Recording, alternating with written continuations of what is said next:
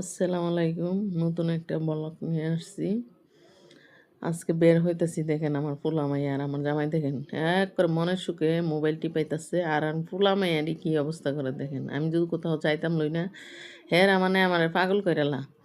তো পোলা মাইয়াডি হুলস্থুল করতেছে, আমি রেডি হইতেছি আর ওর বাপে বইয়া বইয়া মোবাইল টিপাইতেছে, আমার গাড়িতে তুলে দিবে।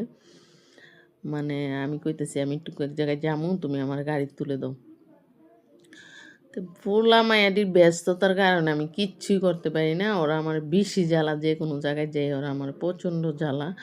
এরপরও একটু মেকআপ নিই, হারে হারে হালকা পাতলা, আমি এত কিছু দিই না মুখে, সামান্য ফেয়ার লাভলি দিয়ে একটু টুটের মেয়েদের লিপজিল লয়ে লিছি।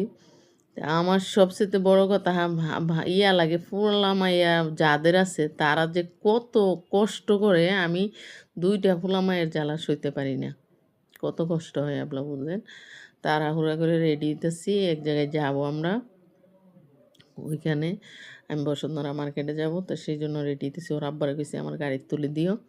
আচ্ছা। ওর আব্বা এমনি সিরিয়াসলি খুব আপসেট, অসুস্থ অসুস্থ লাগে। ওর আব্বু হারাই লিছে। আমি তাড়াহুড়া করে দেখেন বাইরে গেছে পোলা মাইয়া হুরুস্তুল। আমি তো জুতা পরতেছি। ওর আব্বা আমার গাড়িতে তুলে দিবে। ওর আব্বু একটা কাজে অন্য জায়গায় যাইব।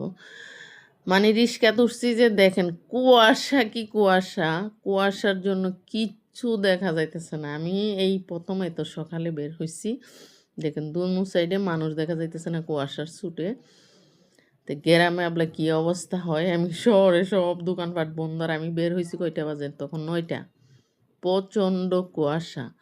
আমি এই প্রথম সকাল সকালে বের হইছি। যে যেখান থেকে আমার ভিডিওটা দেখবেন, কে কোথায় কতটুক জানতে দেখবেন, এদের এলাকার এই অঞ্চলের কথা বললেন, আমাকে কমেন্ট করেন কেমন কুয়াশা। আমার এলাকায় তো এত কুয়াশা ঢাকা, তাইলে বাহিরের এলাকায় কত কুয়াশা হইব। আমি কুয়াশা দিকে বই পেয়ে গেছি। তো যে যেখান থেকে ভিডিওটা দেখবেন খুব মনোযোগ সহ দেখেন। আলহামদুলিল্লাহ আমি ভিডিওটা নিছি সেই জন্য আপনাদের সাথে বাইরে কিছু জিনিস আমি ইয়া করবো। আর পোলা মাইয়া দেখেন ড্রাইভারের লোকে বসছে। যাক,